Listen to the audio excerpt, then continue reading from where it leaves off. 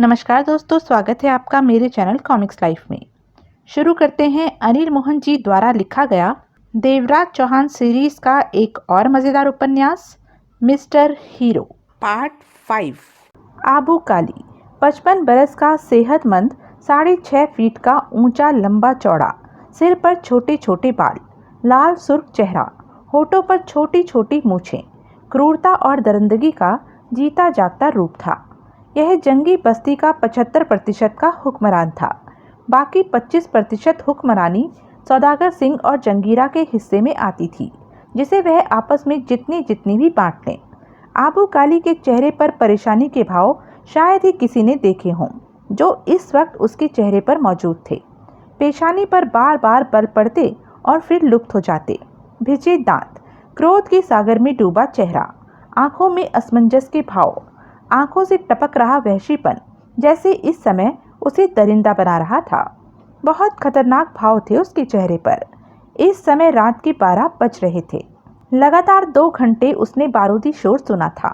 उसके लड़ाकों ने फौरन खबर कर दी थी कि बाहर क्या होने लगा है। आबू काली ने कठिनता से खुद को रोका। वह खुद बहुत ही जबरदस्त लड़ाका था। ऐसे मौकों पर उसके लिए रुकना कठिन था, परंतु एकाएक रात के अंधेरे में बाहर के हालात बिना ठीक तरह समझे बाहर निकलना भी खतरनाक था। यह भी तो हो सकता था कि मिस्टर हीरो और सौदागर सिंह ने उसकी मौत का कोई जाल फैला रखा हो कि वह बाहर निकले और घात लगाकर उसे शूट कर दिया जाए। अंधेरे में तो कुछ भी कैसा भी हो सकता था। आबू काली ने खुद को बाहर निकलने के लिए बहुत कठिनता से रोका। चंद लड़ाकों को ताज़ा खबर हासिल करने के लिए दौड़ा दिया और उन ताज़ा खबरों को हासिल करके आधे ही लौटे। आधे खून खराबे की चपेट में आ गए थे। उन ताज़ा खबरों को सुन सुनकर आबू काली सुलग कर करवटें लेता रहा। क्रोध में पागलों की भांति अपने हाथ दीवारों पर मारता रहा। वह तो निश्चिंत था कि कुछ घंटों में उसके आदमियों को शूट करने वाला, उनमें दहशत फैलाने वाला मिस्टर हीरो खत्म हो जाएगा। परंतु जो हुआ उसके लिहाज से बहुत ही बुरा हुआ था। मिस्टर हीरो खतरनाक इंसान है, यह तो उसे महसूस हो चुका था। अभी तक उसके आदमियों के हत्थे नहीं चढ़ा तो चढ़ जाएगा, इस बात की भी उसे परवाह नहीं थी। वह जानता था कि मिस्टर हीरो कब तक उसके आदमियों को शूट करता रहेगा। देर सबेर में तो शूट होगा ही। परंतु मिस्टर हीरो और सौदागर सिंह के साथ के बारे में सुनकर आबू काली को आज पहली बार जंगी बस्ती में अपने लिए खतरे का एहसास हुआ था। सौदागर सिंह ने मौका नहीं छोड़ा था। उसने फौरन मिस्टर हीरो से हाथ मिला लिया था उसके खिलाफ, जो कि उसके लिए बहुत ही खतरनाक बात थी। उसके 2 दुश्मनों का एक हो जाना उसके लिए घातक सिद्ध हो सकता था। अगर जंगीरा सौदागर सिंह से मिल जाता तो आबू काली जरा भी परवाह नहीं करता, परंतु मिस्टर हीरो के बारे में वह निष्कर्ष निकाल चुका था कि वह सौदागर सिंह से भी कहीं ज़्यादा खतरनाक इंसान है। इससे पहले कि मिस्टर हीरो जंगी बस्ती में ताकत इकट्ठी करके दम वाला बने, उसे खत्म कर देना है। और इससे पहले वह कुछ करता, मिस्टर हीरो को उसके खिलाफ सौदागर सिंह की ताकत हासिल हो गई और बाहर हो रहा खून खराबे से भरा नतीजा फौरन ही आबू काली के सामने आ गया था। बाहर से उठने वाला शोर तो कब का थम चुका था। आबू काली इस समय खूबसूरत कमरे में उस भूखे शेर की भांति गुर्राहटे भरता हुआ तड़प तड़प कर इधर उधर टहल रहा था कि जो बाहर निकलना चाहता हो, पूरे जंगल में अपनी दहाड़ सुना देना चाहता हो, परंतु बाहर न निकलने पर मजबूर हो, क्योंकि बाहर फैले उसके शिकारी कहीं भी हो सकते थे। वह इस समय पठानी सूट में था और कमर पर होल्स्टर बांध रखा था। रिवॉल्वर की मुठ आधी से ज़्यादा बाहर की ओर झलक रही थी। आखिरकार आबू काली कुर्सी पर बैठा और टेबल पर पड़ी पैकेट में से सिगरेट निकालकर सुलगाई। अभी पहला ही कश लिया होगा कि उसके कानों में आहट गूंजी। आबू काली की निगाह प्रवेश द्वार पर जा टिकी। फिर जिस दरिंदे से नजर आने वाले लड़ाके ने भीतर प्रवेश किया, वह 45 बरस का सख्त जान व्यक्ति था। आत्मविश्वास उसमें कूट कूट कर भरा हुआ था। आंखों से ही दरिंदगी बरसात की तरह टपक रही थी। उसे देखकर लगता था जैसे वह जंगी बस्ती में ही रहने के लायक है। उसका नाम शंकर लाल था। शंकर लाल आबू काली का बेहद खास खूंखार लड़ाका था। दायां बायां दोनों हाथ था। शंकर लाल पर निगाह पड़ते ही आबू काली का चेहरा क्रोध से और भी धधक उठा। दोनों की निगाहें टकराई। शंकर लाल ने निगाह फेर ली। आबू काली दांत किटकिटा उठा। शंकर लाल, दिल तो करता है तुम्हें गोलियों से भून दूं। शंकर लाल ने पुनः आबू काली के चेहरे को देखा। आपकी जगह मैं होता तो इस वक्त मेरा भी यही हाल होता। शंकर लाल की आवाज में खूंखारता थी। आबू काली के चेहरे पर क्रूरता के भाव फैल गए। आबू काली के लड़ाकों पर मिस्टर हीरो और सौदागर सिंह ने हल्ला बोलने की तैयारी कर ली और तुम तक खबर न पहुंची। तुम्हें यह भी नहीं पता था कि मिस्टर हीरो और सौदागर सिंह एक हो चुके हैं। यह खबर भी मुझे किसी दूसरे ने ही आकर दी। शर्म की बात है ना शंकर लाल? हाँ है तो। शंकर लाल के होठों से कुर्राहट निकली। वह दांत भींचकर बोला, लेकिन मैं किसी दूसरे काम में बेहद व्यस्त था। इस तरफ ध्यान देने का मौका ही नहीं मिला। नहीं तो आप अच्छी तरह जानते हैं कि शंकर लाल की निगाहों से कुछ भी नहीं छिपता। और फिर मिस्टर हीरो का मामला मेरी निगाहों में मामूली था। मैंने तो सोचा था कि इस मामले में हाथ डालने की मुझे जरूरत ही नहीं पड़ेगी। आबू काली ने दरिंदगी से भरी निगाहों से शंकर लाल को देखा। जबान बहुत चल रही है तुम्हारी। माफ कीजिएगा, पिछले कुछ घंटों में जो भी हुआ उसे जानकर मेरा दिमाग खराब हुआ पड़ा है। इतना कुछ कर लेने के बाद भी मिस्टर हीरो और सौदागर सिंह जिंदा हैं, यह बात मेरी बर्दाश्त से बाहर है। आबू काली ने चुपती निगाहों से उसे देखा। तो तुम इन दोनों को शूट कर दोगे? मैं कुछ ही घंटों में, ज़्यादा से ज़्यादा कल दोपहर तक इन दोनों को खत्म करके रहूंगा। आबू काली के चेहरे पर जहरीले भाव उभरे। तो तुम कल दोपहर तक मिस्टर हीरो और सौदागर सिंह को खत्म कर दोगे? शंकर लाल ने सख्त अंदाज में गर्दन हिलाई। हाँ, यह काम तुमने पिछले कई सालों से क्यों नहीं किया सौदागर सिंह को खत्म करने का? जब भी कोशिश की कभी तुम कामयाब नहीं हो सके और मिस्टर हीरो नाम का वह खतरनाक लड़ाका उसके साथ हो चुका है। शंकर लाल के चेहरे पर छाए भाव नहीं बदले। पीछे की बात मैं नहीं करना चाहता, शंकर लाल ने शांत स्थिर कड़वे स्वर में कहा। मैं अब की बात कर रहा हूँ। कल दोपहर तक मैं कुछ न कुछ करके रहूंगा इस बारे में। आबू काली की कड़वी जहरीली निगाहें शंकर लाल पर टिकी रही। हवा में मत उड़ो शंकर लाल, तुम सौदागर सिंह का कुछ नहीं बिगाड़ सके और अब तो वह मिस्टर हीरो भी साथ में है। मामला बहुत गंभीर हो चुका है जो कि तुम नहीं समझ रहे। 2 घंटों में ही उसने हमारे 150 लड़ाकों की जान ले ली। 150 जानते हो कितने होते हैं? कितने ज़्यादा होते हैं। और इस बस्ती में तो लड़ाकों की वैसे भी बहुत कीमत है। आज मेरा बहुत बड़ा नुकसान हुआ है। शंकर लाल के चेहरे पर खतरनाक भाव छाए रहे। मिस्टर हीरो के बारे में मालूम हुआ कि वह कौन है, बस्ती में क्या करने आया है? मैंने आपसे पहले भी कहा था कि मिस्टर हीरो के बारे में मैं दखल नहीं दे सका, लेकिन अब चंद ही घंटों में मैं मिस्टर हीरो के बारे में जान लूँगा, सब कुछ जान लूँगा। आबू काली ने आहिस्ता आहिस्ता सिर हिलाया। मिस्टर हीरो के बारे में जो खबर मेरे पास है उसके मुताबिक बस्ती में प्रवेश करते ही वह मेरे आदमियों पर टूट पड़ा। पहली शूटिंग उसने वजीरा सिंह के यहाँ की। दूसरी शूटिंग कुछ ही देर बाद बार में उसने मेरे 8 लड़ाकों को उड़ाया। उसके बाद तो वह लगातार मेरे लड़ाकों के पीछे ही पड़ा रहा और नतीजा सामने है। आबू काली की आवाज़ में दरिंदगी बढ़ती जा रही थी। शंकर लाल, मिस्टर हीरो ने जो कुछ भी किया इत्तेफाक से नहीं किया। आते ही वह मेरे लड़ाकों पर टूट पड़ा। इसके पीछे अवश्य ही कोई खास सोची समझी योजना होगी। किसी का दिमाग नहीं खराब कि वह यूं ही किसी को मारने लगे, खास तौर से जंगी बस्ती में आकर आबू काली के आदमियों पर अपना निशाना आजमाना शुरू कर दे। शंकर लाल की आंखें सिकुड़ी। तो आप कहना चाहते हैं मिस्टर हीरो ने यह सब जानबूझकर किया? हाँ। क्यों? मेरे पास इस क्यों का जवाब होता तो मैं तुम्हें पहले ही दे देता। आबू काली ने दांत खींचे और उसके बाद जल्दी ही मिस्टर हीरो सौदागर सिंह का साथ पा गया और ताकत के साथ हमारे लड़ाकों पर टूट पड़ा। इन सब बातों से स्पष्ट है कि मिस्टर हीरो का निशाना मैं हूँ। वह मुझे तबाह करना चाहता है। क्या ऐसा नहीं हो सकता कि मिस्टर हीरो को सौदागर सिंह ने ही बुलाया हो आपके खिलाफ लड़ने के लिए? नहीं, यह बात गले से नीचे नहीं उतरती। सौदागर सिंह ने अगर बस्ती में मिस्टर हीरो को बुलाया होता तो वह इस बात को छिपाता नहीं, खुलकर ऐलानी तौर पर उसका इस्तेमाल करता। शंकर लाल ने सिर हिलाया। मिस्टर हीरो की पहली खबर हमें वजीरा सिंह के यहाँ मिली थी और इधर सौदागर सिंह के अड्डे पर। सौदागर सिंह के क्रोध में काले हो रहे चेहरे को देखते हुए देवराज चौहान ने पैक समाप्त किया और नया पैक बनाकर पुनः कुर्सी पर जा बैठा। आबू काली के पास कितने लड़ाके हैं? देवराज चौहान ने पूछा। 250 के आसपास, सौदागर सिंह कहर भरे स्वर में बोला। 150 हमने साफ कर दिए, बचे 100। और तुम्हारे पास? 150। आज तुम्हारे लड़ाके कितने मरे? कोई खबर नहीं, जयराम को पता होगा, वह कहीं गया है। देवराज चौहान ने हौले से सिर हिलाते हुए खूंट भरा। मिस्टर हीरो, मैं अब आबू काली को फौरन खत्म कर देना चाहता हूँ। इस समय बहुत अच्छा मौका है, उसकी ताकत कम हो गई है। अगर उसे वक्त मिला तो वह फिर लड़ाके इकट्ठे कर लेगा। तुम भूल रहे हो सौदागर सिंह, आबू काली भी तुम्हारे बारे में अब ऐसा ही सोच रहा होगा कि तुम्हें फौरन खत्म कर देना चाहिए।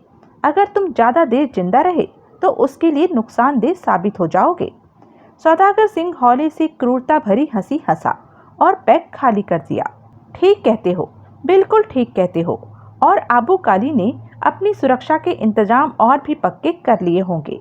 साथ ही अपने मंसूबे तैयार कर रहा होगा कि वह कैसे सौदागर सिंह को खत्म करे। देवराज चौहान का स्वर शांत था। ठीक कह रहे हो, लेकिन इस बात के पीछे तुम्हारा मतलब क्या है?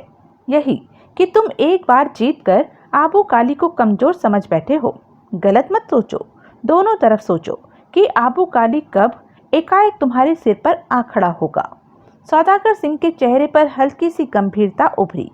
मैं आबू काली को कम नहीं समझ रहा, बल्कि तुम्हारे कारण अपने हौसले को बहुत ज्यादा बड़ा हुआ देख रहा हूँ। तुम्हें पास पाकर मुझे ऐसा लगता है जैसे मेरे पास बहुत बड़ी फौज हो। इस समय मेरी हिम्मत की जड़ तुम ही हो। तभी जगमोहन कह उठा। सौदागर सिंह, कुछ खाने का भी इंतजाम कर दो। कब तक भूखा रखोगे? ध्यान नहीं रहा, बिल्कुल ध्यान नहीं रहा। सौदागर सिंह एकाएक हंस पड़ा, फिर आवाज मारकर लड़ाके को बुलाया और खाना लाने को कहा। चंद पल उनके बीच खामोशी रही। देवराज चौहान ने नया पैक तैयार किया। क्यों मिस्टर हीरो?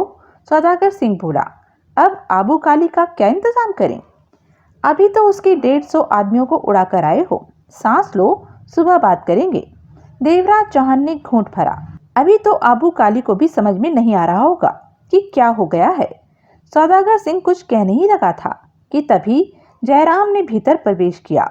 वह अभी तक लड़ाके के रूप में था और थका हुआ व्यस्त नजर आ रहा था। तुम कहाँ थे? अपने लड़ाकों की लाशों को उठवाने का इंतजाम करने गया था, जयराम ने कहा। हमारे कितने गए? 35 के करीब। कोई बात नहीं, आबू काली के 150 के सामने 35 ना के बराबर हैं। सौदागर सिंह ने सिर हिलाया। बाहर की कोई नई खबर, खास तौर से आबू काली के बारे में? अभी तक तो कोई खबर नहीं, जयराम, सौदागर सिंह ने सख्त क्रूरता भरे स्वर में कहा। आबू काली की हरकतों पर निगाह रखो, वह अब कुछ भी कर गुजर सकता है। वैसे भी उस पर निगाह रखनी इसलिए जरूरी है कि अगर हमें उसके खिलाफ कुछ करना पड़े तो देर न लग सके और हम फौरन कर दें। मैं हर तरह का इंतजाम कर चुका हूँ। आबू काली के यहाँ पत्ता भी खड़केगा तो हमें मालूम हो जाएगा। लेकिन आज से बड़ी चोट आबू काली को कभी नहीं पड़ी, वह बर्दाश्त नहीं कर पाएगा। वही तो मैं कह रहा हूँ जयराम, वही तो मैं कब से कह रहा हूँ, सौदागर सिंह ने हंसकर कहा और कई पलों तक सिर हिलाता रहा। आबू काली घायल शेर की भांति दीवारों से टक्करें मार रहा होगा। कितना अच्छा होता कि अगर मैं उसे देख पाता। तभी खाना आ गया, बहुत बढ़िया, और 10 बंदों के लिए खाना था। जगमोहन तो सब कुछ भूल भाल कर खाने पर टूट पड़ा। देवराज चौहान और सौदागर सिंह भी खाने में व्यस्त हो गए। जयराम नहाने धोने और कपड़े बदलने के लिए वहां से चला गया। उस समय अगले दिन सुबह के 11 बज रहे थे। देवराज चौहान और जगमोहन नाश्ता करने में व्यस्त थे। सौदागर सिंह खिड़की खोले खड़ा बाहर निगाहें घुमा रहा था। सूर्य सिर पर चढ़ता जा रहा था और धूप खिड़की से भीतर कमरे में आनी आरंभ हो गई थी। सौदागर सिंह के जिस्म पर नाइट गाउन था, अभी तक वह तैयार नहीं हुआ था। छोटा कद और सूखा पतला जिस्म होने के कारण शरीर पर पड़ा नाइट गाउन बहुत अजीब सा लग रहा था। तभी कदमों की आहट पाकर सौदागर सिंह पलटा। देवराज चौहान और जगमोहन की निगाहें भी दरवाजे की तरफ उठ गई। भीतर प्रवेश करने वाला जयराम था। अभी अभी खबर मिली है कि शंकर लाल ने लड़ाकों के साथ वजीरा सिंह के यहाँ हमला बोला है और वजीरा सिंह की सारी जगह को घेर लिया है। उनके इरादे बताते हैं कि वह वजीरा सिंह को बख्शने वाले नहीं। ओह! सौदागर सिंह के होठ सिकुड़ गए। शंकर लाल कौन है? देवराज चौहान की निगाह जयराम पर थी। आबू काली का सबसे खास, सबसे खतरनाक लड़ाका। जयराम ने गंभीर स्वर में कहा। देवराज चौहान के जबड़ों में कसाव आ गया। वजीरा सिंह के बारे में क्या करना है? जयराम ने सौदागर सिंह से पूछा। कुछ भी नहीं करना, जो हो रहा है होने दो। सौदागर सिंह गंभीर था। क्यों? जगमोहन के होठों से तीखे शब्द निकले। कल तो बड़े गले मिल रहे थे उसके, वजीरा वजीरा कहकर सारा प्यार उस पर लुटाए जा रहे थे और अब उसकी जान बचाने से पीछे हट रहे हो? जयराम ने घूर कर जगमोहन को देखा। मैं पीछे नहीं हट रहा। सौदागर सिंह ने जगमोहन को देखा। तो क्या कर रहे हो? जगमोहन ने पूर्वता लहजे में ही कहा। वजीरा को मैं बहुत पुराना जानता हूँ, सौदागर सिंह ने शांत स्वर में कहा। वह ना तो किसी के मामले में दखल देता है और ना ही यह बात पसंद करता है कि कोई उसके मामले में दखल दे। मैंने कल उसे कहा था कि अपने लड़ाके उसके यहाँ भेज देता हूँ, परंतु उसने स्पष्ट मना कर दिया, जबकि वह इस बात से बखूबी वाकिफ था कि आबू काली के आदमियों द्वारा उसके यहाँ कभी भी घेराव की स्थिति आ सकती है। वजीरा बच्चा नहीं है, वह बहुत खतरनाक इंसान है। अगर आबू काली के इस हमले से वह मरा तो मरते मरते शंकर लाल को हर हाल में ले डूबेगा वह। मैं पूछ रहा हूँ, तुम उसकी सहायता के लिए आदमी भेज रहे हो या नहीं? नहीं, सौदागर सिंह ने जगमोहन की बात का स्पष्ट जवाब दिया। वजीरा को जब मैंने अपने लड़ाके रखने के लिए ऑफर दी थी तो उसे मान लेना चाहिए था। मैं उसे बचाने के लिए उसके पीछे क्यों भागता फिरूं? जगमोहन ने कड़वी निगाहों से सौदागर सिंह को घूरा। सौदागर सिंह जैसे ठंडे पानी की तरह शांत था। सौदागर सिंह, देवराज चौहान नाश्ता छोड़कर उठ खड़ा हुआ। अगर तुम रात के हालात पर गौर करो तो तुम्हें इस बात का एहसास हो जाएगा कि वजीरा सिंह के यहाँ आबू काली के आदमियों का घेराव उसकी जगह को खाली कराने के लिए नहीं, बल्कि मेरे कारण है। वह कैसे? आबू काली के आदमियों को पहली बार मैंने वजीरा सिंह के यहाँ ही शूट किया था। देवराज चौहान अपने शब्दों को चबाकर कह रहा था। मेरे बारे में जंगी बस्ती में कोई नहीं जानता कि मैं कौन हूँ, क्योंकि मुझे पहले वजीरा सिंह के यहाँ देखा गया। इसलिए वे लोग यह सोच सकते हैं कि मैं वजीरा सिंह की पहचान वाला हूँ और आबू काली हर उस इंसान को खत्म कर देना चाहता होगा जिसकी सहायता मुझे मिल सकती है, क्योंकि अभी एकदम उसके हाथ तुम पर नहीं पहुंच सकते। इसलिए उसने वजीरा सिंह को ही निशाना बनाने की सोची। हो सकता है, सौदागर सिंह ने शांत स्वर में कहा। तो क्या अब भी तुम अपने लड़ाके वजीरा सिंह को बचाने के लिए नहीं भेजोगे? जगमोहन बोला। मैं अपने फैसले बार बार नहीं बदला करता, सौदागर सिंह ने कहा। और फिर वैसे भी वजीरा सिंह जिंदा रहे या मरे, इससे मेरे काम में कोई फर्क नहीं पड़ता जो मैं करने जा रहा हूँ। चलो, देवराज चौहान ने जगमोहन से कहा। दोनों दरवाजे की तरफ बढ़े। कहाँ जा रहे हो मिस्टर हीरो? एकाएक सौदागर सिंह बेचैनी भरे स्वर में कह उठा। वजीरा सिंह के यहाँ, उसे बचाने। उसकी मौत मुझे पसंद नहीं आएगी। देवराज चौहान सख्त स्वर में बोला। क्यों अपनी जान खतरे में? जान खतरे में डालना मेरा पेशा है। देवराज चौहान पुनः आगे बढ़ा। ठहरो, अगर तुम जाना ही चाहते हो वजीरा सिंह को बचाने के लिए, तो मैं जयराम के साथ वहां अपने लड़ाकों को भेज देता हूँ। वजीरा सिंह बच जाएगा।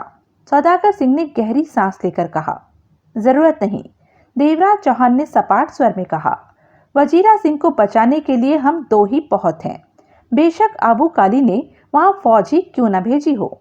इन शब्दों के साथ ही देवराज चौहान जगमोहन के साथ बाहर निकलता चला गया। सौदागर सिंह और जयराम की निगाहें टकराई। शंकर लाल खतरनाक आदमी है, मिस्टर हीरो को नुकसान भी हो सकता है, जयराम बोला। ऐसे 10 शंकर लाल भी आ जाएं तो मिस्टर हीरो का बाल भी बांका नहीं कर सकते। सौदागर सिंह के शब्दों में विश्वास का पुट था। मिस्टर हीरो और उसका साथी वजीरा सिंह को मरने नहीं देंगे। अगर मिस्टर हीरो को कुछ हो गया तो शायद ही आसानी से आबू काली से निपटा जा सके। आप कहें तो मैं लड़ाके लेकर वजीरा सिंह के यहाँ चला जाऊं? मिस्टर हीरो मना कर गया है और मैं ऐसा कोई भी काम नहीं करना चाहता कि जिससे वह नाराज हो। फिक्र करने की कोई बात नहीं, मैं जानता हूँ कि मिस्टर हीरो सही सलामत वापस लौटेगा। कहते हुए एकाएक सौदागर सिंह क्रूरता भरे अंदाज में हंस पड़ा। मुझे तो शंकर लाल का ख्याल आ रहा है, वह तो गया, यानी कि शंकर लाल जैसे साथी को खोकर आबू काली को आज बहुत ही बड़ा नुकसान होगा। रात 150 लड़ाके मारे गए और अब शंकर लाल, ऐसे में आबू काली का क्या हाल होगा जयराम? सौदागर सिंह विषैले अंदाज में हंस पड़ा। कई पलों तक अपनी होने वाली जीत की खुशी में आबू काली की कटती जड़ों का एहसास पाकर हंसता ही रहा सौदागर सिंह। देवराज चौहान ने घोड़े की लगाम को खींचा तो तूफानी रफ्तार में दौड़ते घोड़े ने अपनी गति छोड़ दी। वह बेहद धीमा हो गया। देखा देखी जगमोहन ने भी अपने घोड़े की लगाम खींच ली। देवराज चौहान ने आसपास निगाहें दौड़ाई। जंगी बस्ती का भरा पूरा इलाका पीछे छूट गया था। यह धूप से झुलसता सूखा इलाका था। कहीं कहीं ही एक आध पेड़ नजर आ जाता था। ठीक सामने पथरीली पगडंडी जा रही थी, जो कि उस तिराहे पर जाकर खत्म होती थी जहां वजीरा सिंह का मकान था। देवराज चौहान और जगमोहन की निगाहें मिली। घोड़ों पर हमारा आगे बढ़ना ठीक नहीं, देवराज चौहान ने कहा। क्यों? वजीरा सिंह का घर वीराने में है। वहां घोड़े की टापों की आवाज दूर से ही सुनाई दी जाती है। इस समय वहां पर आबू काली के आदमियों का घेरा है। मैं नहीं चाहता कि हमारे वहां पहुंचने से पहले ही टापों की आवाज हमारे आने की खबर उन्हें दे दे, क्योंकि हम वहां लड़ाई के लिए नहीं, वजीरा सिंह को बचाने जा रहे हैं। जगमोहन ने फौरन सहमति में सिर हिलाकर कहा, घोड़े उस पेड़ से बांध देते हैं। जगमोहन ने कुछ दूर नजर आ रहे पेड़ों को देखा। वहां घोड़ों को बांधने के लिए एकमात्र वही जगह थी।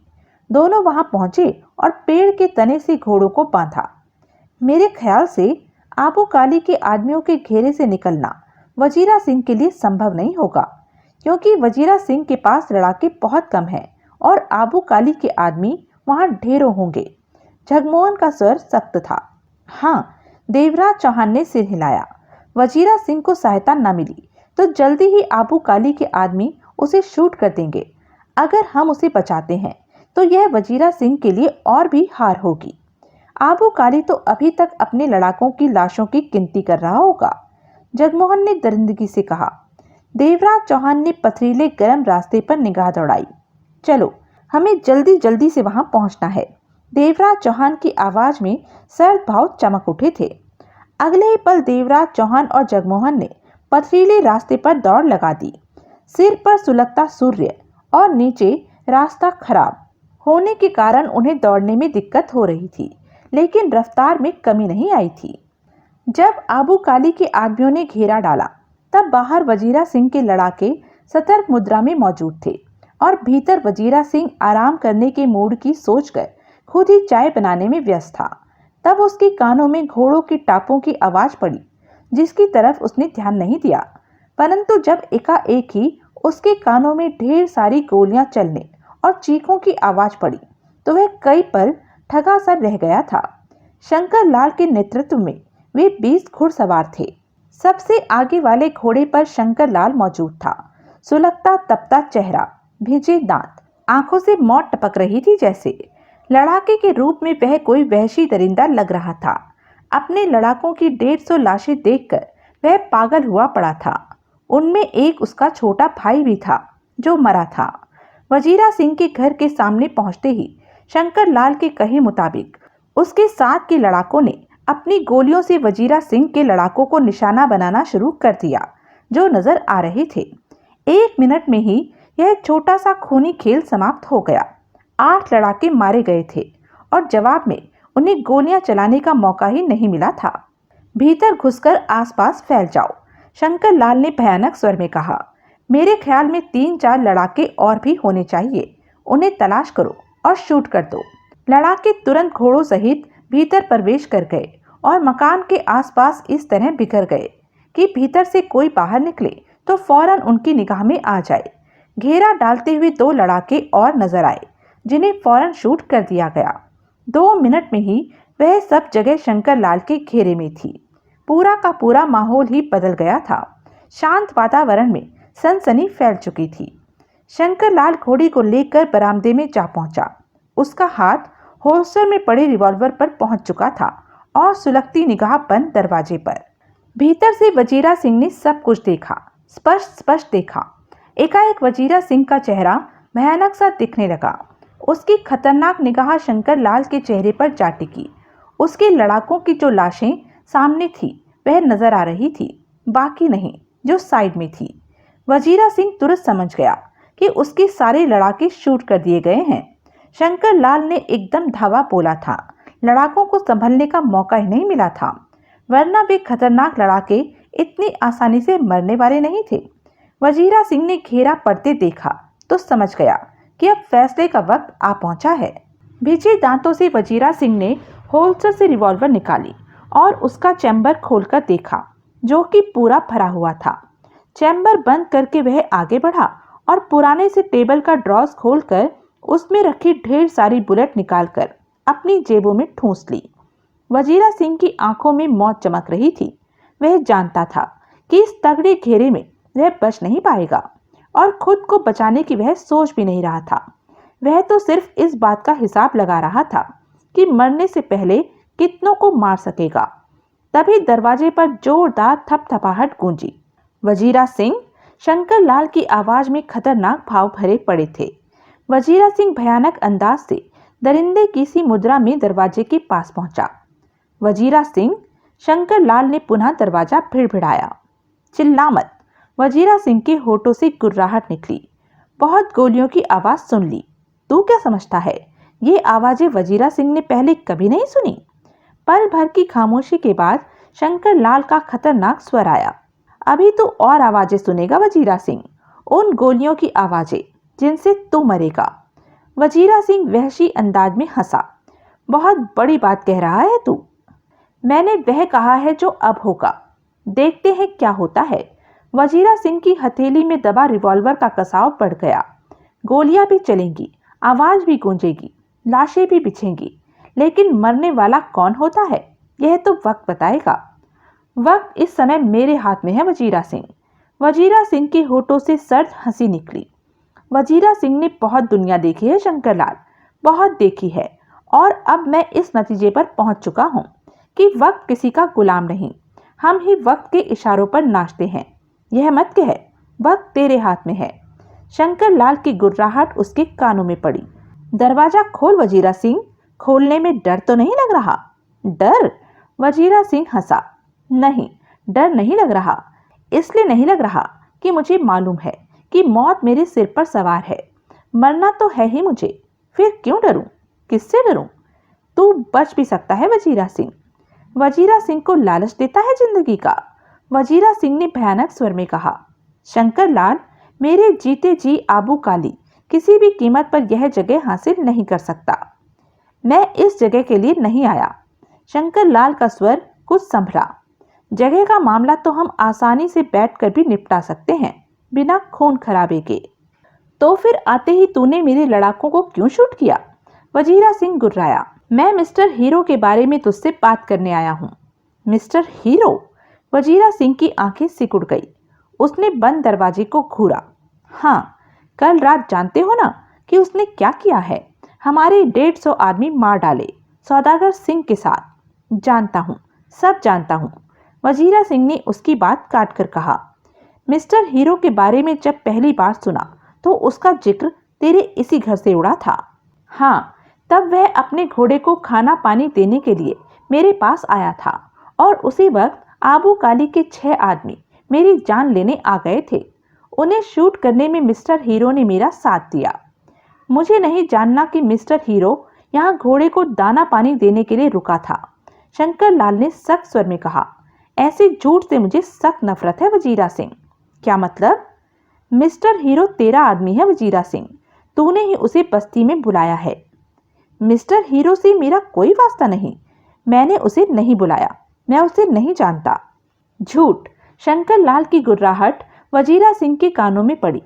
परसों उसने जंगी बस्ती में कदम रखा था, सीधा वह तुम्हारे पास आया और शायद परसों रात भी वह तेरे घर में रहा हो। उसके बाद कल वह आबू काली के लड़ाकों को शूट करने के बाद सीधा तेरे यहाँ ही आया वजीरा सिंह, और शाम को सौदागर सिंह अपने खास लड़ाकों के साथ तेरे यहाँ आकर मिस्टर हीरो से मिला। उन दोनों में मीटिंग हुई और बिचौलिया तू बना वजीरा सिंह, तू बना।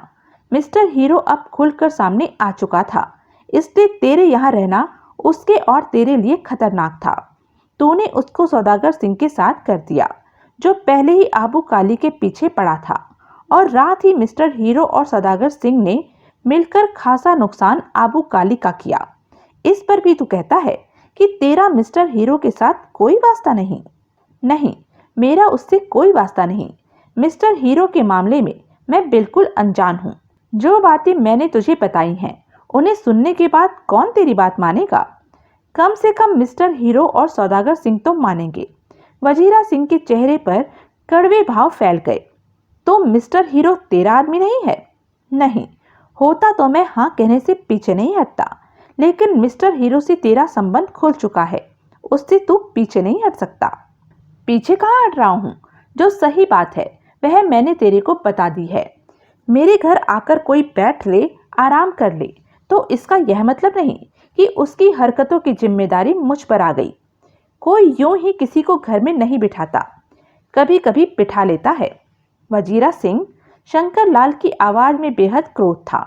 अगर तेरी बात मान भी ली जाए तो कल दोपहर में तूने उसे अपने घर में क्यों आने दिया, जब वह आबू काली के लड़ाकों को शूट करके आया था? कौन किसको शूट करके आता है, इस बात से मेरा कोई वास्ता नहीं। वजीरा सिंह की आवाज में दरिंदगी छलक उठी। सौदागर सिंह अगर आबू काली के आदमियों को शूट करके मेरे पास आता है तो क्या मैं उसे घर में नहीं घुसने दूंगा? या फिर आबू काली ऐसा कुछ करके आता है तो क्या मैं घर के दरवाजे बंद कर लूंगा? बेकार की बातें कर रहे हो तुम शंकरलाल। यूं कहो कि मिस्टर हीरो तक तुम लोगों के हाथ नहीं पहुंच पा रहे हैं। वह आबू काली को मात पर मात दिए जा रहा है, तो खिसिया कर तुम खंबा नोचने यहाँ आ गए। वजीरा सिंह, चिल्ला मत। वजीरा सिंह दहाड़ा। मैं आबू काली की परवाह नहीं करता, फिर तू क्या है?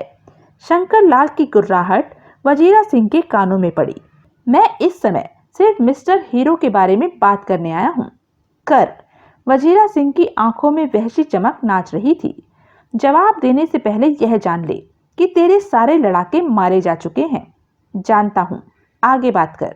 इस समय तू अकेला है और मेरे साथ 20 लड़ाके हैं जो इस जगह को घेरे हुए हैं। कोई नई बात कर।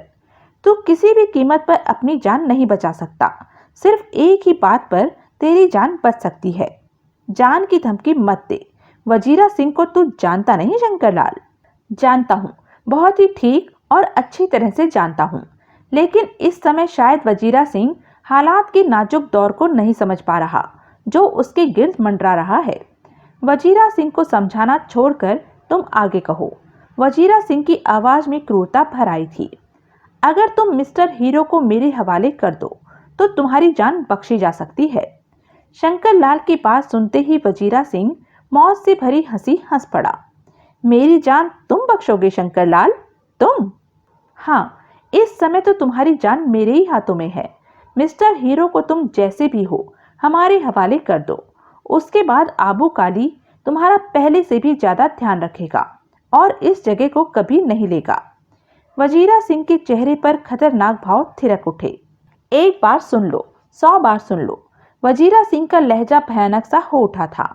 उसका चेहरा क्रोध से इस कदर कुरूप हो गया था कि वह नया वजीरा सिंह ही लगने लगा था। मिस्टर हीरो से मेरा कोई वास्ता नहीं। अगर होता भी तो तब भी मैं आबू काली की परवाह नहीं करता। रही बात मिस्टर हीरो की, तो यह जान लो कि मैं बेहद आसानी से उसे तुम्हारे जाल में फंसा सकता हूँ, परंतु मरता मर जाऊंगा ऐसा कभी नहीं करूंगा, क्योंकि तुम लोगों के या किसी दूसरे के कामों में मेरी कभी कोई दिलचस्पी नहीं रही। मैं आज तक अपने ही ढंग से जिया हूँ, और फिर मिस्टर हीरो ने मुसीबत के वक्त बिना किसी लालच के मेरी सहायता की है। ऐसे साफ दिल वाले इंसान का बुरा करने की मैं सोच भी नहीं सकता। यह तुम्हारा आखिरी फैसला है? बाहर से शंकर लाल का दरिंदगी से भरा स्वर उभरा। जवाब दूं? वजीरा सिंह के शब्दों में मौत नाच रही थी। दे। वजीरा सिंह ने हाथ में थाम रखी रिवॉल्वर का रुख दरवाजे की तरफ किया और नाल को दरवाजे के समीप ले जाकर ट्रिगर दबा दिया। सारा कमरा फायर की आवाज से थर्रा उठा। गोली दरवाजे में छेद करके बाहर निकल गई। जिंदा है कि तू मर गया? वजीरा सिंह की आवाज के कण कण में मौत के भाव थे। जिंदा हूं। शंकर लाल का दहकता स्वर उसके कानों से टकराया। जिंदा ही रहूंगा, मौत सिर्फ तेरी होगी।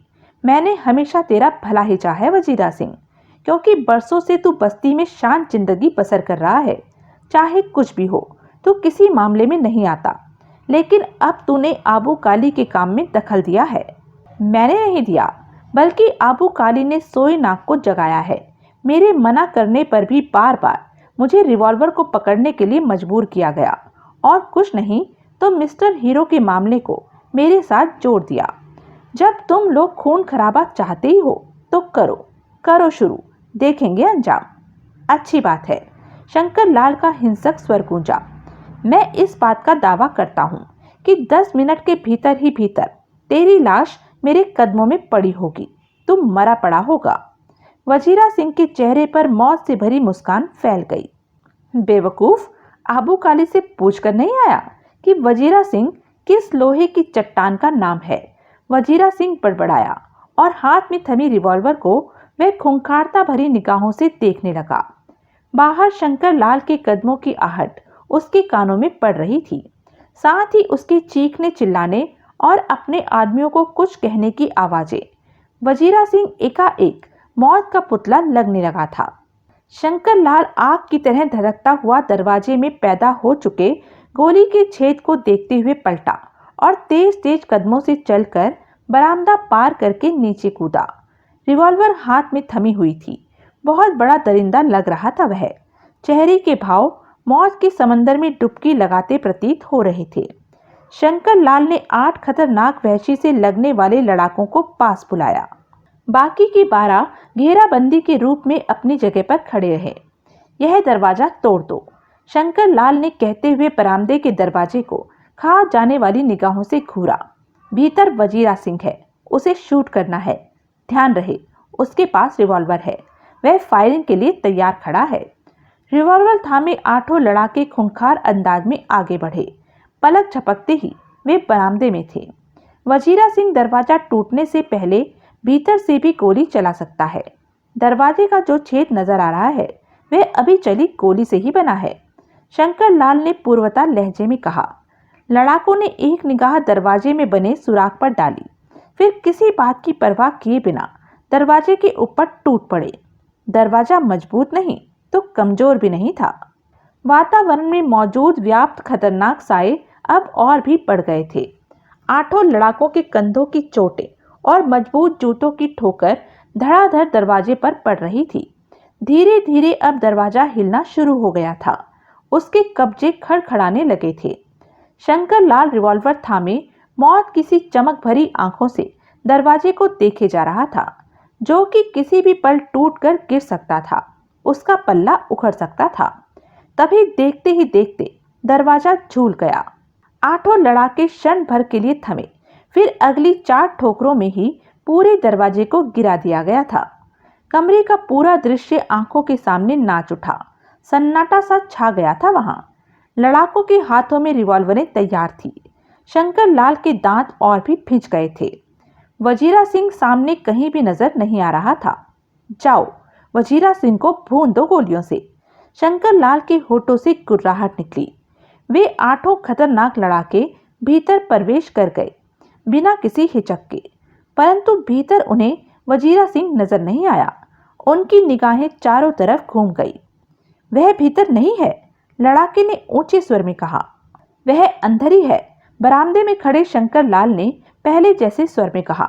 ढूंढो उसे, देखो कहाँ छिपा है। सारे कमरे छान मारो, ऊपर की मंजिल भी देखो, वह छिप कर वार करेगा। 8 लड़ाकों ने कदम आगे बढ़ाए। तभी फायरों की आवाज का तूफान उठ खड़ा हुआ। एक के बाद एक 10 फायर हुए थे और वे 8 लड़ाके मौत की रेखा को पार कर गए। उनकी छातियां और सिर छलनी छलनी हो गए थे। सिर्फ एक ही लड़ाका ऐसा था जिसके कंधे पर गोली लगी थी। उसने उठकर बाहर की तरफ भागना चाहा, परंतु उसी समय एक और फायर हुआ। गोली उसकी खोपड़ी में लगी, वह भी गया। यह सब देखकर शंकर लाल हक्का पक्का रह गया था। वजीरा सिंह, एकाएक शंकर लाल भयानक आवाज में चीख उठा, आजा, तू भी भीतर आजा, बाहर क्यों खड़ा है? भीतर से वजीरा सिंह का ऊंचा स्वर उसके कानों में पड़ा। वजीरा सिंह सबका स्वागत करता है, बेशक वह मिस्टर हीरो हो या शंकर लाल। शंकर लाल के होठों से सांप सी फुंकार निकल रही थी। अपने 8 खतरनाक लड़ाकों को इस तरह आसानी से मरते देखकर गुस्से में वह सिर से पांव तक जल उठा था। उधर वजीरा सिंह पहली मंजिल पर ऐसी बढ़िया आड़ में छिपा था कि दरवाजे से जो भीतर प्रवेश करता वह उसके निशाने पर आता ही आता। उसके हाथों में 2 रिवॉल्वरें थमी थी। मौत से भरी उसकी खूंखार निगाहें प्रवेश द्वार पर ही थी और दोनों रिवॉल्वरों के खाली चैम्बरों को उसने पुनः भर लिया था। एकाएक भीतर प्रवेश करने पर किसी की भी निगाह सीधी उस पर नहीं पड़ सकती थी और जब तक पड़ती तब तक वजीरा सिंह ने उसे उड़ाकर रख देना था। मौत का दामन पकड़ने के पश्चात भी वजीरा सिंह निश्चिंत था और इंतजार कर रहा था शंकर लाल के अगले कदम का, जो कि उसने फौरन ही उठाना था। शंकर लाल समझ चुका था कि वजीरा सिंह ने ऐसी जगह चुन ली है जहां से वह आसानी से भीतर प्रवेश करने वालों को निशाना बना लेगा और खुद सुरक्षित रहेगा। यानी कि अब लड़ाके एक तरफ से नहीं, एक साथ कई तरफ से भीतर भेजने होंगे, तभी वजीरा सिंह को शूट किया जा सकेगा। फुफकारते हुए शंकर लाल पलटा। वह अपने सारे लड़ाकों को इकट्ठा करके अगले कदम के बारे में बताना चाहता था और उसका पलटना ही जैसे उसके जीवन का वरदान बन गया। गोली की तेज आवाज गूंजी और मौत का अंगारा वहां से गुजरकर करीब की दीवार में धंस गया, जहां मात्र क्षण भर पहले शंकर लाल मौजूद था। शंकर लाल के मस्तिष्क को तीव्र झटका लगा। फिर वह एक क्षण भी खुले में न रहा और लंबी छलांग के साथ बरामदा पार करके कच्ची जमीन पर लुढ़कता चला गया और दूसरे ही क्षण वह पेड़ के मोटे तने की ओट में था। चेहरे पर जहान भर की खूंखारता सिमट आई थी। वह समझ नहीं पाया कि उस पर गोली चलाने वाला कौन हो सकता है। क्या वजीरा सिंह का कोई लड़ाका जो जिंदा बचा रह गया है? बहरहाल वह सतर्क रहा। हाथ में दबी रिवॉल्वर हर पल मौत का शोला उगलने के लिए तैयार थी। निगाहें तेजी से दाएं बाएं घूम रही थी। शंकर लाल को निशाना बनाने वाला जगमोहन था, जो कि कुछ दूरी पर ओट में था। यहाँ पहुंचते ही उसे सबसे पहले शंकर लाल ही नजर आया था और चंद पल पूर्व ही उसने शंकर लाल के लड़ाकों को दरवाजा तोड़कर भीतर प्रवेश करते देखा और उनकी चीखें सुनी थी। इसी से जगमोहन समझ गया कि वजीरा सिंह ने उन सब लड़ाकों का काम कर दिया था। मात्र पल का फर्क था शंकर लाल के जीने मरने में। अगर एक पल की भी देरी हो जाती उसे अपनी जगह से हटने में, तो जगमोहन की गोली उसे खा चुकी होती। अब रिवॉल्वर हाथ में थामे जगमोहन की खतरनाक निगाह पेड़ के उस मोटे तने पर टिकी थी जिसके पीछे शंकर लाल मौजूद था। मौत से भरे कई पल ऐसे ही बीत गए। फिर उसके देखते ही देखते शंकर लाल ने सिर निकालकर उसकी तरफ झांकना चाहा।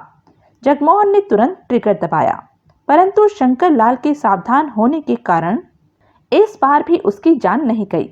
जगमोहन 3-3 फीट ऊंचे पौधों के बीच खुद को छिपाए शंकर लाल की तरफ मौत से भरी निगाह रखे हुए था। दोनों के बीच मौत से आंख मिचौली का खेल जारी था। इस दौरान जगमोहन को और कोई भी लड़ाका नजर नहीं आया था। तभी उसके कानों में फायर की तेज आवाज गूंजी। जगमोहन की आंखों में खूनी चमक लहरा उठी। वह समझ गया कि देवराज चौहान ने लड़ाकों को शूट करना आरंभ कर दिया है।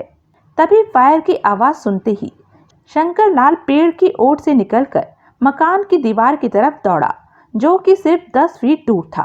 पेड़ के तने से ज्यादा मुनासिब आड़ ओट वह दीवार थी।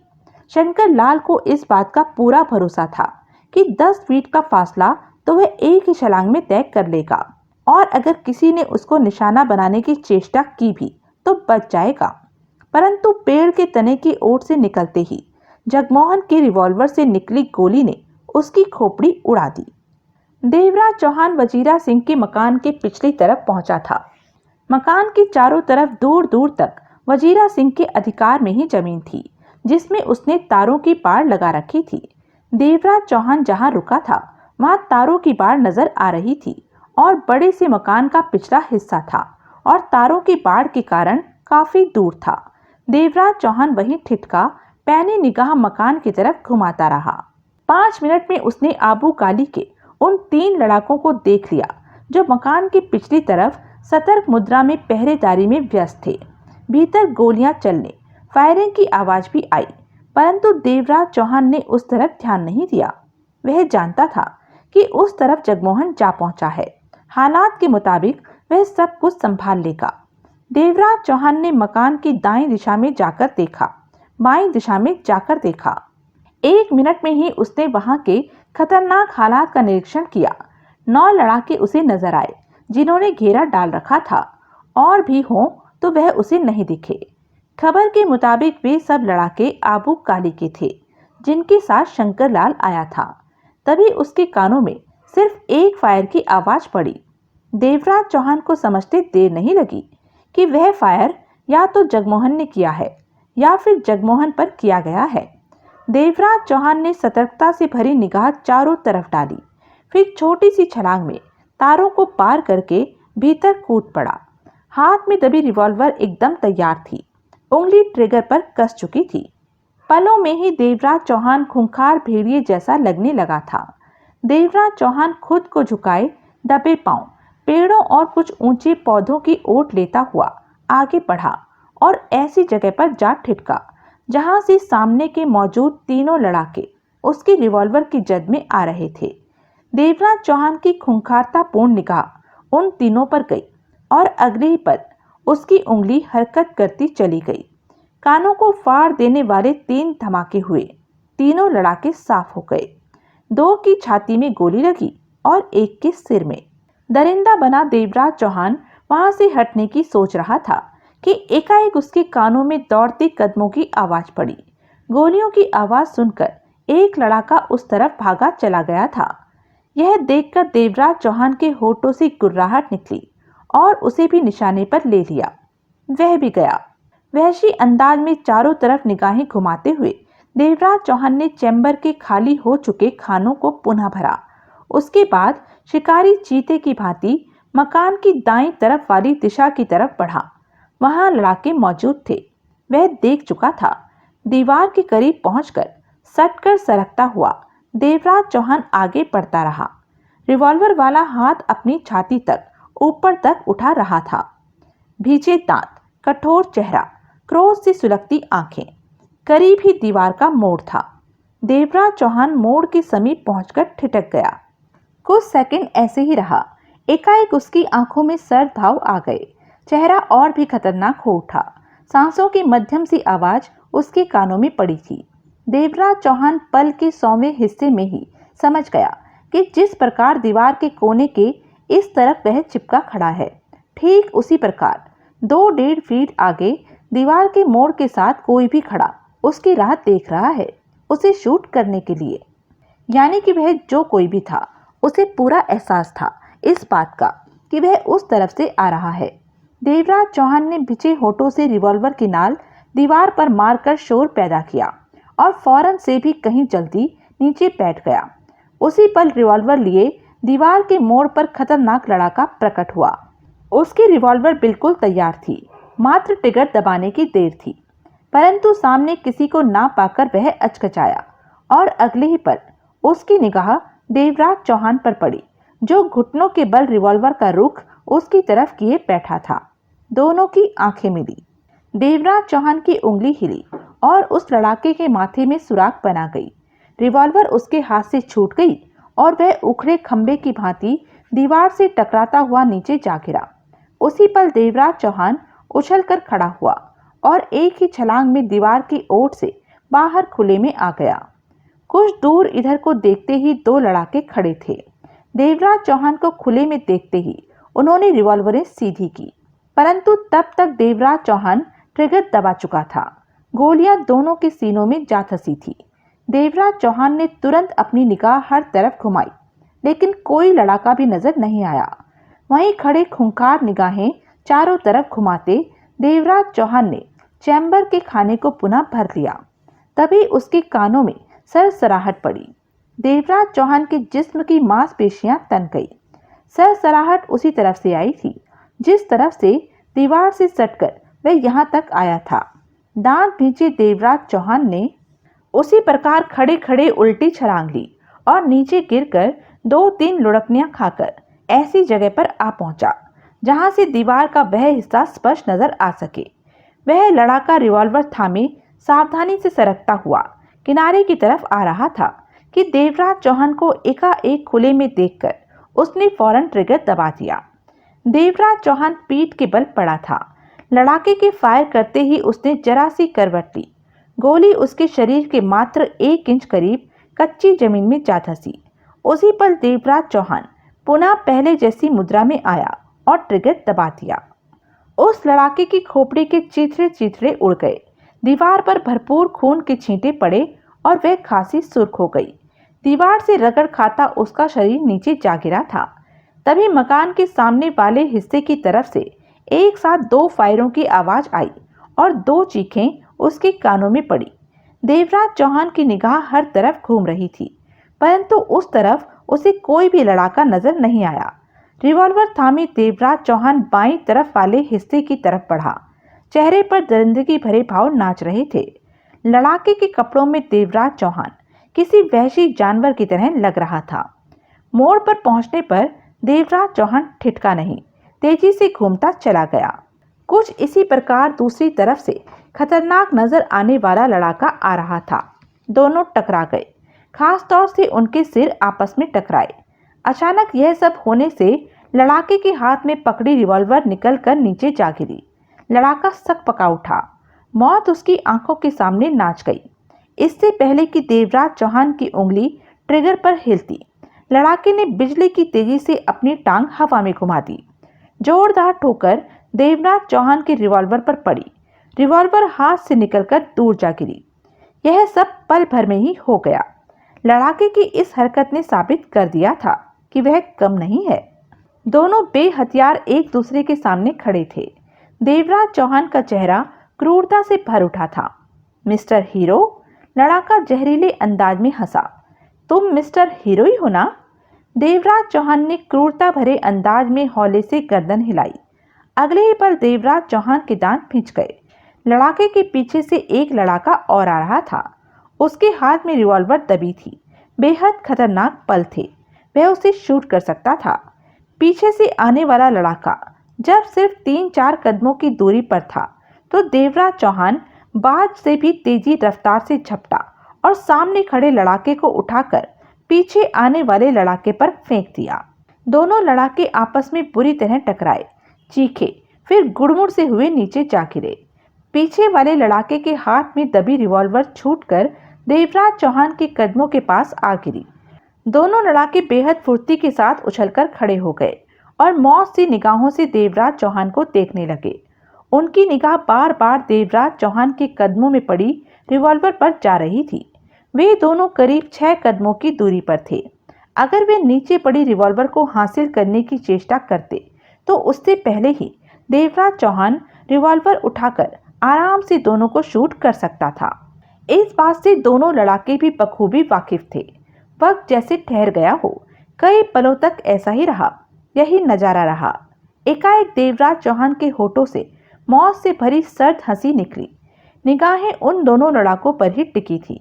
उसने नीचे पड़ी रिवॉल्वर को जूते की तगड़ी ठोकर मारी। रिवॉल्वर कुछ दूर छोटे छोटे पौधों में जाकर गुम हो गई। दोनों लड़ाकों की आंखों में हैरानी के भाव उभरे।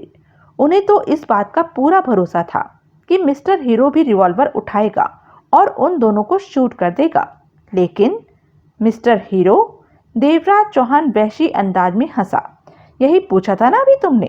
हाँ, मैं ही हूँ मिस्टर हीरो, और मिस्टर हीरो किसी निहत्थे पर गोली नहीं चलाता। दोनों लड़ाकों की आंखों में खतरनाक भाव चमक उठे। मतलब कि तुम हाथों से लड़ोगे? एक लड़ाका दांत किटकिटाकर बोला। लड़ूंगा नहीं, कहो हाथों से मारूंगा। देवराज चौहान की आवाज के कण कण में भयानकता का पुट था। ऐसे भाव थे कि सामने वालों के जिस्मों का लहू जमा दे। लड़ाका मौत से भरी हंसी हंसा। किससे लड़ोगे? किसे मारोगे पहले, इसे या मुझे? दोनों को एक साथ। हो सकता है जब तुम मरने लगो तो हथियार इस्तेमाल करने पर उतारू हो जाओ। मिस्टर हीरो अपनी जुबान पर हमेशा कायम रहा है। तुम कायम ना भी रहो, दूसरा लड़ाका गुर्राया, तब भी हम लड़ने से पीछे नहीं हटेंगे। उसी समय जगमोहन और वजीरा सिंह दौड़ते हुए वहां पहुंचे। दोनों के चेहरों पर दरिंदगी नाच रही थी, हाथों में रिवॉल्वरें दबी थी। वहां का नजारा देखते ही उन्होंने रिवॉल्वरें इस्तेमाल करनी चाहिए, परंतु देवराज चौहान ने हाथ उठाकर उन्हें रोका। यह निहत्तों की लड़ाई है, हथियार का इस्तेमाल किसी भी हालत में नहीं होगा। लड़ाई के दौरान अगर इन दोनों में से कोई हथियार का इस्तेमाल करने की चेष्टा करे तो उसे शूट कर देना। वजीरा सिंह दांत पीसकर रह गया, जबकि जगमोहन के होठों पर खतरनाक मुस्कान नाच उठी। आबू काली का यहाँ जो भी लड़ाका बचा है उसे खत्म कर दो, देवराज चौहान ने कहा। सब मारे जा चुके हैं, जगमोहन ने सख्त स्वर में कहा। सब? देवराज चौहान की निगाह एक टक सामने खड़े दोनों लड़ाकों पर थी। हाँ, सब। वजीरा सिंह के होठों से गुर्राहट निकली, सिवाय इन दोनों के जो तुम्हारे सामने खड़े हैं, और वह आबू काली का खास खतरनाक लड़ाका शंकरलाल। उड़ा दिया उसे मैंने। जगमोहन दरिंदगी भरे अंदाज में हंस पड़ा। देवराज चौहान ने भीतर पैंट में फंसा रखी वह रिवॉल्वर निकाली जो उसने कासिया के हथियारों वाले थैले में से ली थी। उसके हाथ में रिवॉल्वर देखकर दोनों लड़ाकों की आंखें सिकुड़ी। देवराज चौहान ने रिवॉल्वर को जगमोहन की तरफ उछाल दिया। जगमोहन ने रिवॉल्वर लपक ली। ठीक उसी समय एक लड़ाके ने खतरनाक अंदाज में देवराज चौहान पर छलांग लगा दी। देवराज चौहान एक पल के लिए भी लड़ाकों के प्रति लापरवाह नहीं हुआ था। हवा में लहराकर आते करीब पहुंच चुके लड़ाके के कंधों पर दोनों हाथ रखकर देवराज चौहान ने दबाव डाला। कंधों पर दबाव पड़ते ही लड़ाके के जूते गति के साथ जमीन से टकराए। उसका बैलेंस बिगड़ गया। इससे पहले कि वह गिरता, देवराज चौहान ने उसकी बाह पकड़कर संभाला। यह सब एक क्षण में हुआ कि लड़ाका कुछ भी समझ नहीं पाया, और इससे पहले कि वह कुछ समझ पाता, देवराज चौहान का हाथ तूफानी गति से ऊपर को उठा, हवा में लहराया और बेहद खास अंदाज में खास रफ्तार से नीचे आया और हथेली का कैरेट चाप उसकी गर्दन पर पड़ा। गर्दन की हड्डी टूटने की तेज आवाज वातावरण में गूंजी। लड़ाके की गर्दन एक तरफ को ढुलक गई, आंखें खुली की खुली रह गई। भीतर की सांस भीतर और बाहर की सांस बाहर ही रह गई। वह मर चुका था। देवराज चौहान ने उसकी बाह छोड़ी तो लड़ाके का शरीर नीचे जा गिरा। देवराज चौहान के चेहरे पर मौत के सर साए मंडरा रहे थे। आंखों में खूनी भाव छा चुके थे। कसे हुए जबड़े, गालों पर हड्डियों का बाहरी ओर का उभार, यह सब मिलाकर देवराज चौहान किसी जंगल का वहशी जानवर लग रहा था। चंद पलों तक वहां मौत का सन्नाटा छाया रहा। फिर देवराज चौहान की निगाहें उठी और दूसरे लड़ाके पर जा टिकी। लड़ाके की आंखों में अब खौफ के साए नाचते स्पष्ट दिखाई दे रहे थे। उसकी आंखों में ढेर से अविश्वास के भाव भी थे। उसे यकीन नहीं आ रहा था कि उसका साथी इतनी आसानी से मारा गया है। देवराज चौहान की आंखों में मौत से भरे खूनी भाव नाच रहे थे, जिन्हें पहचान कर वह लड़ाका दहशत के घेरे में जा फंसा था। उसने जल्दी से सूखे होठों पर जीभ फेरी। जो कुछ भी हुआ और जितनी तीव्रता से हुआ, उसे देखकर वजीरा सिंह भी ठगासा रह गया था। मिस्टर हीरो, लड़ाका जल्दी से कह उठा, मैं तुमसे नहीं लड़ना चाहता। जंग के ऐलान के बाद सिर्फ जंग होती है, देवराज चौहान ने ठंडे सख्त स्वर में कहा। सुलह नहीं होती। मौत को सामने देखकर तुम्हारे जैसे कायर ही पैंतरा बदलते हैं। मुझे जाने दो। मैं नहीं, यह लड़ाई हम दोनों में से एक की मौत के बाद ही खत्म होगी। देवराज चौहान गुर्राया। लड़ाका अपनी जगह अनिश्चित सा खड़ा रहा। उसे महसूस हो गया था कि बातें करके बच पाना संभव नहीं। मुकाबला अब हर हाल में जरूरी है, परंतु देवराज चौहान का खौफनाक रूप देखकर उसकी आधी हिम्मत तो जवाब दे ही चुकी थी। फिर भी कोई और रास्ता न देखकर उसने जैसे तैसे अपनी हिम्मत को इकट्ठा किया। यह बात नहीं कि वह कमजोर था या हार मानने वाला था। मिस्टर हीरो के खतरनाक कारनामे तो वह पहले ही सुन चुका था, और अपने साथी का खतरनाक अंजाम उसने अपनी आंखों से देखा तो समझ गया कि मिस्टर हीरो से पार पाना आसान काम नहीं। नीचे पड़ी लड़ाके की लाश को पार करके देवराज चौहान दरिंदगी भरी मुद्रा में आगे बढ़ा। खून बरसाती उसकी आंखें लड़ाके पर टिकी थी। जो कि उसके आगे बढ़ते ही धीरे धीरे पीछे हटना शुरू हो गया था, परंतु उसकी आंखों से जाहिर था कि वह मुकाबले के लिए तैयार है। देवराज चौहान उससे 3 कदम ही दूरी पर था कि एकाएक लड़ाके ने सांड की तरह सिर आगे किया और देवराज चौहान पर झपट पड़ा। उसका सिर देवराज चौहान के पेट में जैसे धंसता चला गया। देवराज चौहान के जिस्म में पीड़ा की तीव्र लहर उठी। चेहरा लाल सुर्ख हो उठा, लेकिन साथ ही उसने दोनों हाथों से उस लड़ाके की कमर को जकड़ लिया। लड़ाके ने खुद को आजाद करवाना चाहा, परंतु घायल शेर के हाथों से बचना संभव ही कहाँ था, जबकि पेट में सिर द्वारा की गई चोट इतनी भयंकर थी कि देवराज चौहान का सिर अभी तक चक्कर खा रहा था। उसकी जगह कोई और होता तो सिर के इस एक ही वार से नीचे पड़ा होता। खुद को आजाद करवाने के लिए लड़ाके का छटपटाना अब तड़प में बदलना आरंभ हो गया था। दांत भींचकर देवराज चौहान ने उसकी कमर को झटका दिया। लड़ाका दाईं तरफ लुढ़क कर नीचे जा गिरा। गिरते ही लड़ाके ने जल्दी से उठने की चेष्टा की, परंतु उससे ज्यादा जल्दी देवराज चौहान कर चुका था। लड़ाके की दोनों टांगे देवराज चौहान की गिरफ्त में थी और उन्हें पकड़कर देवराज चौहान चक्कर घिन्नी की तरह घुमाने लगा। उसका इरादा समझकर लड़ाका चीख उठा। देवराज चौहान का घुमाना तेज होता चला गया, साथ ही साथ देवराज चौहान भी घूमे जा रहा था। लड़ाके का शरीर जमीन से 2.5-3 फीट ऊंचा था। उसकी दहशत से भरी चीखें बराबर गूंज रही थी। देवराज चौहान का धधकता चेहरा दरिंदगी से भरा पड़ा था और फिर गति तेज होते ही एक खास दिशा में आते ही देवराज चौहान ने लड़ाके की टांगे छोड़ दी। इस बार लड़ाका गला फाड़कर दहशत भरी मुद्रा में जोरों से चीखा। हवा में लहराता उसका शरीर चंद फीट दूर मकान की दीवार से भड़ाक से जा टकराया, साथ ही उसका सिर भी। उसी पल उसका सिर इस तरह पिचककर फूट गया कि पहचान पाना कठिन था कि वह सिर है या कुछ और। लड़ाके का मृत शरीर नीचे जा गिरा। दीवार जहां सिर टकराया था वहां खून ही खून नजर आ रहा था। साथ ही साथ वहां से खून की पतली पतली धारें भी नीचे की तरफ आनी आरंभ हो गई थी। बहुत ही खौफनाक नजारा था। जगमोहन का चेहरा गंभीर था और वजीरा सिंह अपनी जगह सन सा खड़ा एकटक दीवार के पास नीचे पड़ी सिर विहीन लाश को देखे जा रहा था। मौत तो उसने बहुत देखी थी, लाशें तो उसने बहुत देखी थी, गोलियों से उड़ते कईयों को देखा था, परंतु ऐसा खूनी मंजर उसने पहले कभी नहीं देखा था। देवराज चौहान ने होंठ भींचकर दोनों हाथों से पेट को दबा रखा था।